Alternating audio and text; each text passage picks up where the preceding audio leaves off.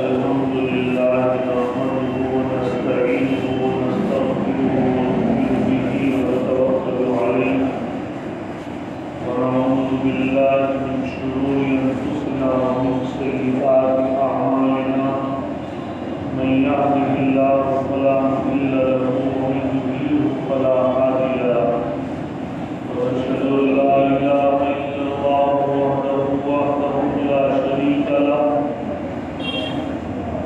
ونشهد أن سيدنا وسندنا وحبيبنا وشفيعنا وكريمنا وإمامنا ومولانا محمدا عبده ورسوله أما بعد وقال الله تبارك وتعالى في القرآن الكريم والفرقان الحميد فأعوذ بالله من الشيطان الرجيم بسم الله الرحمن الرحيم وما أصابكم من مصيبة فبما كسبت أيديكم ويعفو عن كثير صدق الله العلي العظيم اللہ تعالیٰ کا بہت بڑا احسان اور کرم ہے اللہ تعالیٰ نے ہمیں اور آپ کو مقدس شریعت اسلامیہ عطا فرمائی اور پاکیزہ دین دیا اور حضرت نبی کریم صلی اللہ علیہ وسلم جیسا رسول دیا ہمارے آقا حضرت نبی کریم صلی اللہ علیہ وسلم اپنی امت کے لیے قیامت تک آنے والے حالات قیامت تک آنے والے واقعات کو بیان کر کے سمجھا کر کے تب اس دار فانی سے دار بقا کی طرف کوچ کرتے گئے آپ صلی اللہ علیہ وسلم نے اپنی زندگی ہی کے اندر قیامت تک کے آنے والے حالات سے پوری امت مسلمہ کو روبرو کرایا پوری امت مسلمہ کو ان حالات سے آگاہ کیا اور بلکہ یہ کہیے گا کہ ان حالات میں مسلمانوں کو کیا کرنا چاہیے کیا نہیں کرنا چاہیے ان تمام باتوں سے مطلع بھی کیا کیونکہ ہمیشہ حالات کا اور مسلمانوں کا دنیا کے اندر جتنے بھی حالات بنے ہیں ان حالات کا اور مسلمانوں کا تقابل رہا ہے مقابلہ رہا ہے ہمیشہ مسلمانوں پہ حالات آئے ہیں کبھی وہ حالات ظالم حکومتوں کی طرف سے آتے ہیں کبھی وہ حالات اپنے اندر پنپنے والے منافق لوگوں کی وجہ سے آتے ہیں کبھی وہ حالات آپس کے اختلاف رائے کی وجہ سے آتے ہیں کبھی وہ حالات شریعت پر عمل نہ کرنے کی وجہ سے آتے ہیں کبھی وہ حالات اللہ تعالیٰ کی مصلحت اور حکمت کی بنا پر آتے ہیں الغرض جب بھی دنیا کے اندر کچھ نہ کچھ حالات آئیں گے ان کا تعلق کہیں نہ کہیں مسلمانوں سے جڑا ہوا ہوگا کیونکہ اس دنیا کا اور مسلمانوں کا رشتہ ایسا ہے کہ جب تک مسلمان اس دنیا میں ہے سورج اپنی روشنی دیتا رہے گا چاند اپنا کام کرتا رہے گا ستارے اسی طرح طلوع ہوتے رہیں گے دن اسی طرح نکلتا رہے گا رات اسی طرح آتی رہے گی سارا کائنات کا نظام اسی طرح چلتا رہے گا جب تک آپ اور ہم دنیا میں موجود ہیں اور جس دن خدا نخواستہ مسلمانوں کا اس دنیا سے خاتمہ ہو گیا اور روئے زمین پہ کوئی شخص ایسا باقی نہ رہا کہ جو اپنے اللہ کا نام لے سکے اپنے اللہ کا ذکر کر سکے تو سمجھ لینا کہ دنیا کا اینڈ ہو رہا ہے دنیا ختم ہو رہی ہے دنیا خاتمے پہ جا ہم یہ کہہ سکتے ہیں بطور فخر کہ ہم ہیں تو ساری دنیا ہے، اور جس دن ہم دنیا میں نہ ہوں گے تو یہ دنیا ہی ختم ہو جائے۔ اللہ تعالیٰ نے ہمارا اور دنیا کا ایسا رشتہ رکھا ہے، اور مسلمانوں کو ہمیشہ جب سے یہ دنیا بنی ناگوار حالات ہمیشہ پیش آئے، نامناسب حالات ہمیشہ پیش آئے۔ کبھی حکومتوں کی طرف سے آئے کہ دنیا کے حاکم فرعون جیسے بنے، قارون جیسے بنے، شداد جیسے آدمی مسلمانوں کے مخالف کھڑے ہو گئے، ابو جہل ابو لہب جیسے آدمی کھڑے ہوئے۔ کبھی قوموں کی طرف سے آئے، دیکھیں آپ قوم عاد کے ساتھ کیا ہوا۔ حضرت لوط علیہ السلام کی قوم نے حضرت لوط علیہ السلام کے ساتھ کیا کیا، حضرت صالح علیہ السلام کی قوم نے ان کے ساتھ کیا کیا۔ حالات ہمیشہ سے آئے ہیں، قرآن نے ان حالات کا ذکر فرمایا ہے، یہاں تک کہ ذکر کیا کہ امتوں کو ایسے حالات آئے کہ وقت کے جو رسول ہیں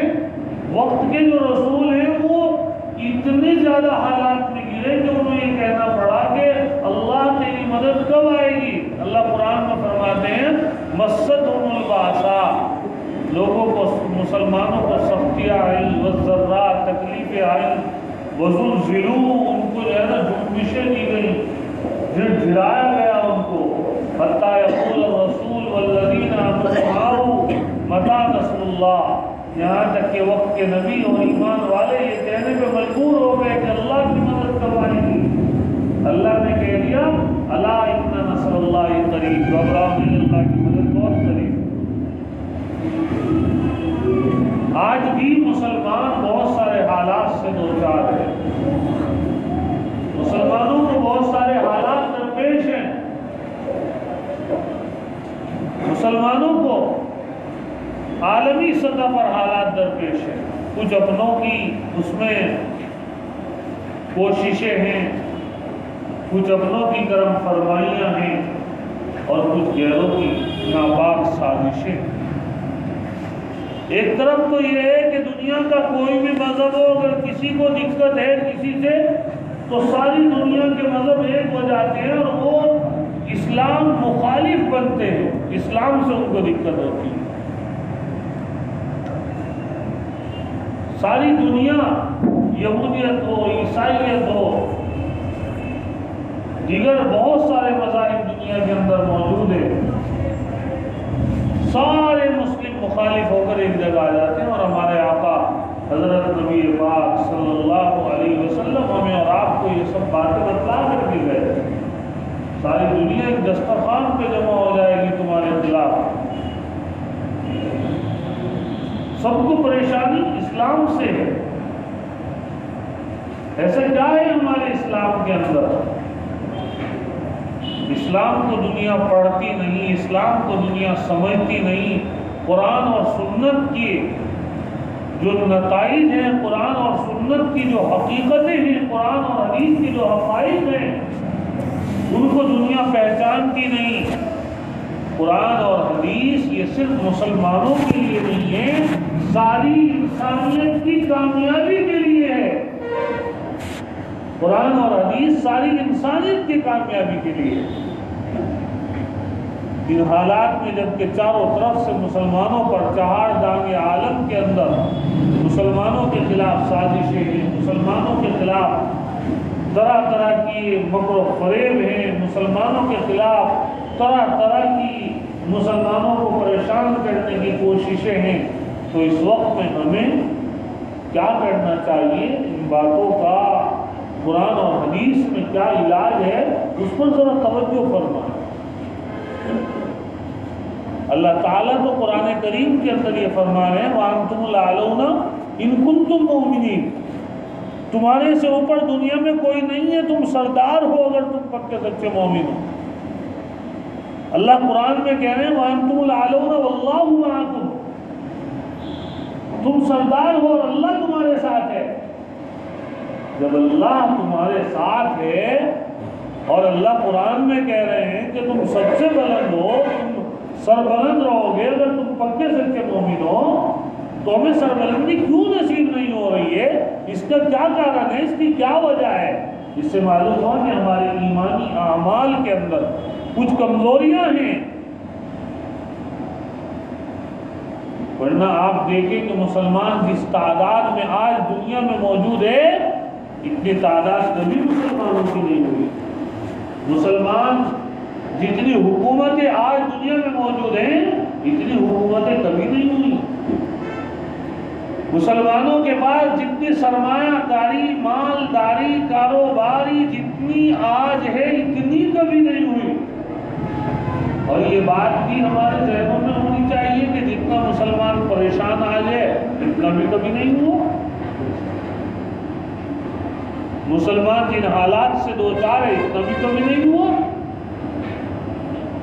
اللہ تعالیٰ کے حبیب صلی اللہ علیہ وسلم ہمیں یہ کہہ کر جا رہے ہیں کہ میں تمہارے بیچ دو چیزیں چھوڑ کر جا رہا ہوں، دنیا کی کوئی طاقت ایسی نہیں کہ جو تمہیں گمراہ کر دے، تمہیں پریشان کر دے، تمہیں مصیبتوں میں مبتلا کر دے۔ ایک میرا قرآن، ایک اللہ کا قرآن اور ایک میرا طریقہ۔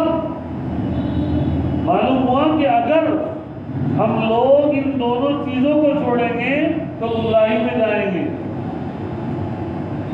معلوم ہوا اگر ہم لوگ قرآن اور حدیث کو چھوڑیں گے تو ہمارے اوپر پریشانی آئے گی، مصیبتیں آئیں گی، ہمارے خلاف دشمن اکٹھے ہوں گے،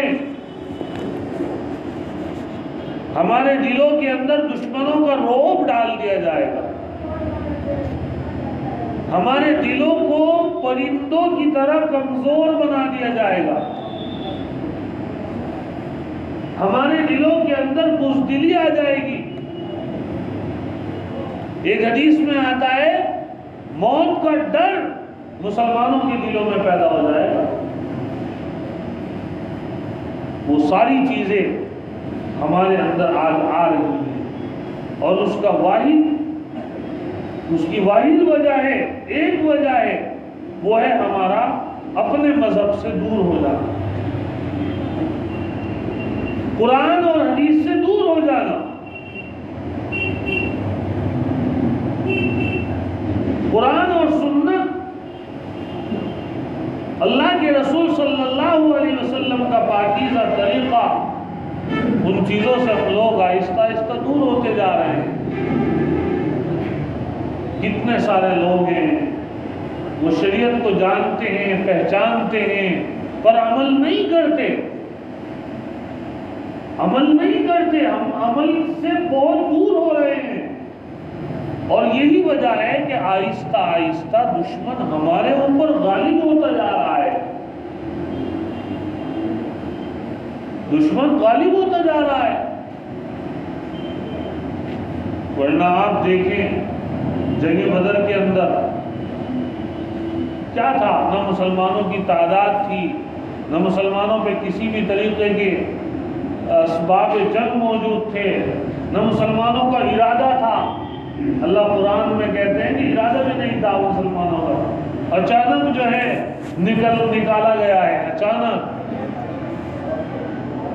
اللہ نے پہلے سے نہیں بتایا تھا، وَلَوْ تَوَعَدْتُمْ لَاخْتَلَفْتُمْ فِي الْمِيعَادِ، پہلے سے بتا دیتے تو اختلاف ہو جاتا، کوئی کچھ کہتا کوئی کچھ، اچانک نکالا گیا، چلو نکلنا ہے۔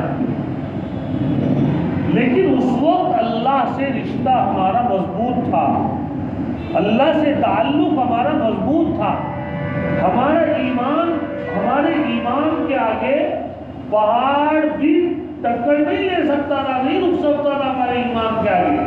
ہمارے سینوں میں ہمارا ایمان پہاڑوں سے زیادہ مضبوط ہوتا تھا۔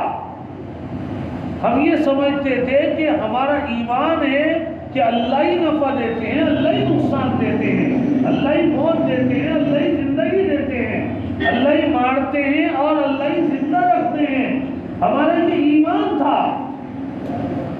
ساری زندگی خالد بن ولید رضی اللہ تعالیٰ جنگیں کرتے رہے، شہادت کی تمنا کرتے رہے، اللہ سے دعا کرتے تھے کہ اللہ مجھے بزدلوں کی طرح میری موت گھر میں نہ آئے، میدان کارزار میں لڑتا ہوا میں تیرے راستے میں شہید ہو جاؤں، لیکن اللہ تعالیٰ نے موت گھر پہ بھیجی، موت گھر پہ آئی۔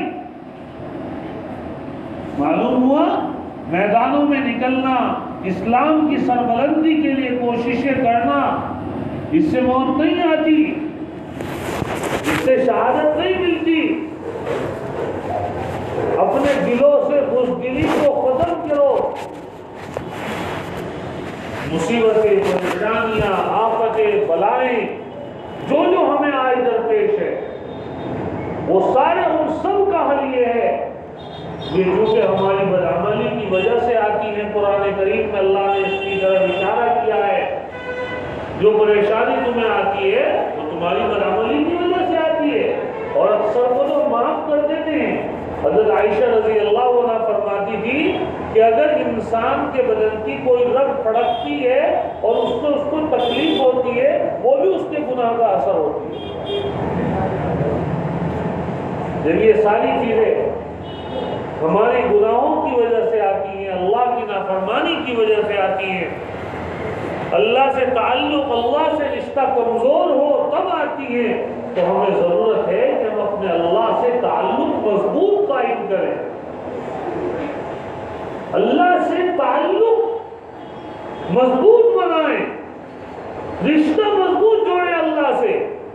جو لوگ اللہ سے ڈرتے ہیں دنیا کی کوئی چیز انہیں نقصان نہیں پہنچا سکتی، اور جو غیر اللہ سے ڈرتے ہیں دنیا کی کوئی چیز انہیں نفع نہیں پہنچا سکتی۔ یہ خیال ہمارے دل میں ہونا چاہیے۔ حضرت ابن عباس رضی اللہ عنہما کو نبی علیہ السلام نے فرمایا تھا، اے ابن عباس تو میری سواری کے پیچھے بیٹھا ہے، ذرا اچھی طرح سن لے، اچھی طرح سن لے، اگر تجھے سوال کرنا ہو تو اللہ سے کرنا، وَإِذَا سَأَلْتَ فَاسْأَلِ اللَّهَ، مدد کی ضرورت ہو اللہ سے مانگنا، وَإِذَا اسْتَعَنْتَ فَاسْتَعِنْ بِاللَّهِ۔ اور اچھی طرح سن، ساری امت اگر تجھے مل کر کچھ ذرہ برابر نفع پہنچانا چاہے، کسی کی طاقت نہیں کہ وہ ذرہ برابر نفع پہنچا دے۔ ساری دنیا مل کر نقصان پہنچانا چاہے، کسی کی طاقت نہیں کہ وہ ذرہ برابر نقصان پہنچا دے۔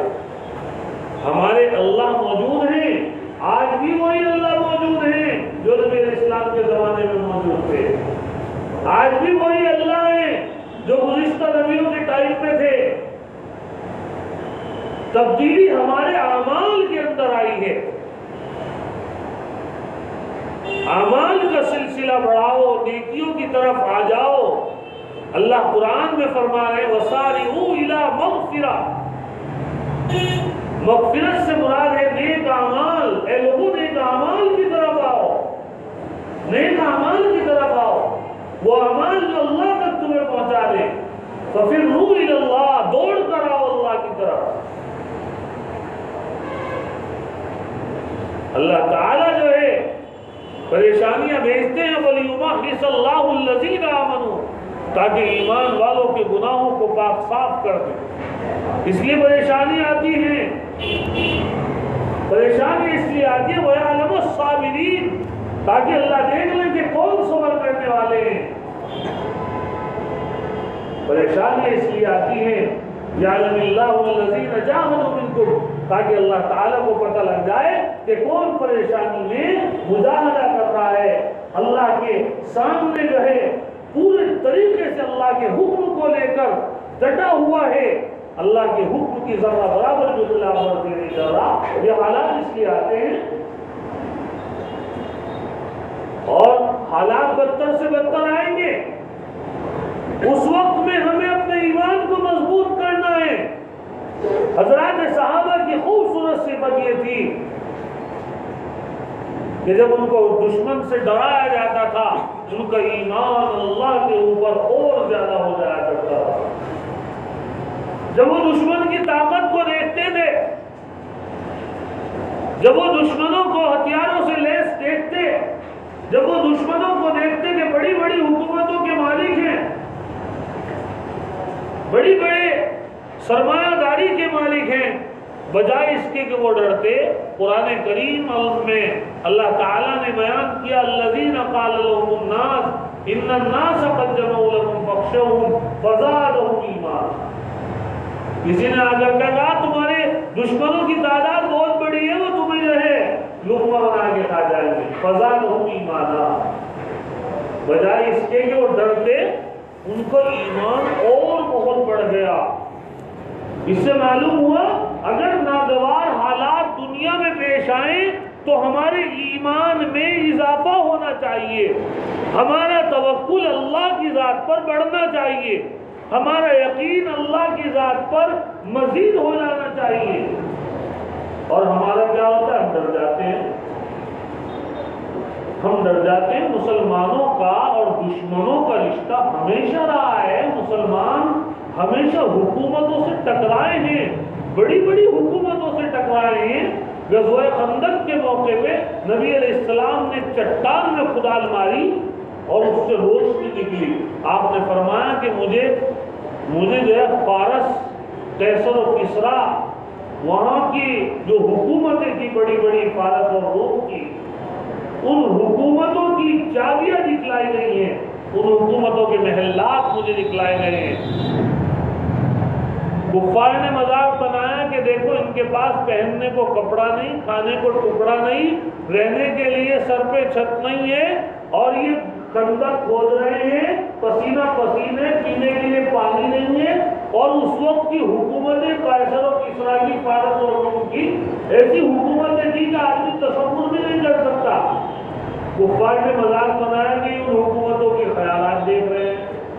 اللہ تعالیٰ نے قرآن کریم کے اندر اعلان فرمایا اسی وقت کہ محمد صلی اللہ علیہ وسلم ان پاگلوں کو یہ بتلاؤ، اللہم مالک الملک، اللہ سارے ملکوں کے مالک ہیں، تؤتی الملک من تشاء، اللہ جس کو چاہتے ہیں حکومت دیتے ہیں، وتنزع الملک ممن تشاء، اللہ جس سے چاہتے ہیں حکومت چھین لیتے ہیں، وتعز من تشاء، اللہ جس کو چاہتے ہیں عزتوں سے نوازتے ہیں۔ اللہ تعالیٰ جس کو عزت دینا چاہتے ہیں زمین کے تحت الثری سے نکال کر عرش معلی پر پہنچا دیتے ہیں۔ اللہ ذلت کے اسباب میں عزت پیدا کر دیتے ہیں، اور جس کو اللہ ذلیل کرنا چاہتے ہیں عرش معلی سے اتارتے ہیں، تحت الثری میں پہنچا دیتے ہیں۔ دیکھو شیطان کے ساتھ کیا ہوا، عرش معلی سے اتارا، جنت کے خزانوں کا مالک، جنت کے اندر فرشتوں کا سردار، فرشتوں سید الملائکہ، طاؤس الملائکہ کا پہنچا دیا۔ اللہ نے فرمایا ہے محمد صلی اللہ علیہ وسلم آپ اپنے دوستوں سے یہ کہیں، اور بلکہ ساری دنیا کو، قیامت تک آنے والے انسانوں کو یہ کہہ دیں کہ آج یہ جو پھٹے پرانے کپڑے والے ہیں، جن کے پاس پہننے کو کپڑے نہیں ہیں، کھانے کو جن کے پاس ٹکڑا نہیں ہے، اور جن کے پاس پینے کے لیے شربت نہیں ہے، رہنے کے لیے مکان نہیں ہے، تم زیادہ دن نہیں، آج سے 8-9 سال بعد ہی دیکھنا وہ قیصر و کسریٰ کے خزانے ان کے قدموں میں پڑے ہوئے ہوں گے۔ اور اگر ہم نے ان قیصر و کسریٰ کی حکومتوں کو ان خندق کھودنے والوں کے پیروں میں نہ ڈال دیا تو پھر ہماری حکومت کا کیا ہے؟ اللہ نے کیا، ساری حکومتیں مسلمانوں کے آگے گر گئی۔ وہ کون سے رشتے تھے مسلمانوں کے اللہ کے ساتھ؟ وہ کون سے تعلق تھے مسلمانوں کے اللہ کے ساتھ کہ مسلمانوں کے حالات اس وقت یہ تھے کہ دن میں شہسوار بن جاتے تھے، رات کو جو ہے راہب بن جاتے تھے۔ لو سرق ابن ملک فتحوہ، بادشاہ کا بیٹا بھی چوری کر لیتا تھا، اس کا بھی ہاتھ کاٹ دیتے تھے۔ ولو زنا رجم لإقامۃ الحق، کوئی بادشاہ کا بیٹا زنا کر لیتا تھا، اس کا بھی سنسار کر دیا جاتا تھا، وہاں صرف حق ہوتا تھا۔ اور دشمن ان باتوں کو دیکھ کر بڑے سے بڑا دشمن وہ یہ کہنے پہ مجبور ہو جاتا تھا لو كنت صدقتنی لبطن الارض خیر من لقائها على ظهرها، کہ اگر مسلمان ایسے ہی ہیں تو ہمارے لیے چاہے دنیا کی ساری فوج ہمارے ساتھ ہو، ان کے لڑنے سے بہتر ہے ہم اپنے آپ کو زندہ دفن کر دیتے ہیں۔ لیکن اس وقت ہمارے اللہ سے مضبوط تعلق ہوتے تھے، ہمارا رشتہ اللہ سے مضبوط ہوتا تھا. ہماری نمازیں ایسی نہیں ہوتی تھی جیسی ہم نمازیں پڑھتے ہیں. اور صرف اسلام نمازوں ہی تک محدود نہیں تھا. کسی بھی جگہ جاتے تھے مسلمانوں کی بستیوں میں نظر آتا تھا کہ ہاں یہاں پہ مسلمان رہتے ہیں. ان کے اعمال سے، ان کے کردار سے، ان کے اخلاق سے، ان کے افعال سے، ان کے رہن سہن سے، ان کے بات چیت کے انداز سے، ان کی تجارتوں سے سب سے زیادہ اسلام دنیا میں پھیلا. سچ بولنے سے پھیلا، وعدہ وفائی سے پھیلا، ایمان امانت داری سے پھیلا، دیانت داری سے پھیلا، تجارت میں سچائی اختیار کرنے سے پھیلا، دھوکے سے بچنے سے پھیلا. روم کے بادشاہ ہرقل نے صحابہ کے ایک وقت سے معلوم کیا کہ تمہارے جو بادشاہ ہیں حضرت عمر، ان کی کوئی خاص بات بتلاؤ. انہوں نے کہا کہ ہمارے امیر جو ہیں امیرنا لا یخدع ولا یخدع، ہمارے بادشاہ ایسے ہیں کہ نہ تو کسی کو دھوکہ دیتے ہیں اور نہ کسی سے دھوکہ کھاتے ہیں. روم کا بادشاہ اس وقت دنیا کا سب سے بڑی پاور، اس نے جب یہ جملہ سنا نہ دھوکہ دیتے ہیں نہ دھوکہ کھاتے ہیں، وہ کہنے لگا کہ تمہارا جو پہلا لفظ ہے دھوکہ دیتے نہیں، اس سے معلوم ہوا تمہارے بادشاہ ایسے دین پر عمل کرتے ہیں جو دین الہی ہے اور کامل دین ہے. اور دھوکہ کھاتے نہیں، اس سے معلوم ہوا کہ تمہارے جو بادشاہ ہیں وہ عقل سلیم رکھنے والے آدمی ہیں، عقل کامل رکھنے والے آدمی ہیں، بے وقوف نہیں ہیں. تو ہمارے جو دشمن ہوتے تھے، جو وقت کے بادشاہ ہوتے تھے، ان لوگوں کی زبانوں سے بھی ایسے ایسے الفاظ سننے کو ملتے تھے. سادگی تھی، کسی بھی طرح کا تناؤ عیش پرستی، کسی بھی طریقے کی عیاشی مسلمانوں کے اندر، بلکہ مسلمانوں کے بادشاہوں کے اندر موجود نہیں ہوتی. جس وقت ہندوستان آزاد ہوا اور ہندوستان کی آزادی کے وقت گاندھی جی نے ایک خط لکھا، اس وقت جتنے بڑے بڑے لوگ حکومتوں کے ذمہ دار بنے، وہ خط آج بھی موجود ہے. اس خط میں کیا لکھا؟ اس خط میں لکھا کہ میں مجبور ہوں تمہیں یہ کہنے پر، میں مجبور ہوں تمہیں یہ کہنے پر کہ اگر تمہیں حکومت چلانی ہے تو حضرت ابوبکر اور حضرت عمر رضی اللہ تعالیٰ عنہما کی طرح حکومت چلاؤ، کیونکہ مجھے حکومت کا نظام چلانے کے لیے ان دونوں حضرات سے بہتر کوئی دنیا کے اندر نظر نہیں آتا کہ جس کی میں تمہیں مثال دے سکتا. یہ دشمن ہمارے اکابر کی خوبیوں کا اقرار کرتے تھے، مجبور تھے، کوئی مثال ہی نہیں ہے.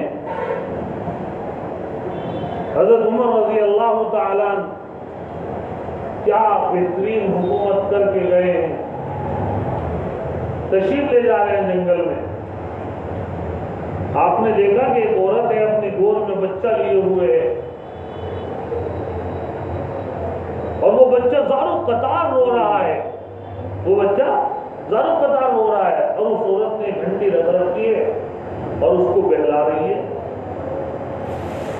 اور اس وقت میں حضرت عمر رضی اللہ تعالیٰ نے کوئی ایسا قانون بنا دیا تھا کہ جس میں بچوں کا وظیفہ نہیں مل پا رہا. عورت یوں کہہ رہی بار بار اللہ عمر پر رحم کرے، اللہ عمر پر رحم کرے. انہوں نے ایسا قانون بنا دیا کہ میرے بچے کا وظیفہ نہیں مل پا رہا، جس کی وجہ سے بچے کو بھوک لگ رہی ہے. حضرت عمر نے اپنے کانوں سے الفاظ سنے اور اپنی آنکھوں سے اس بچے کی حالت کو دیکھا، پریشان ہو گئے. اپنے خادم سے فوراً کہا کہ چلو بیت المال چلو. سفر چھوڑ کر فوراً بیت المال آئے اور خادم سے کہا کہ ایک بوری غلے کی میرے کاندھے پر رکھو.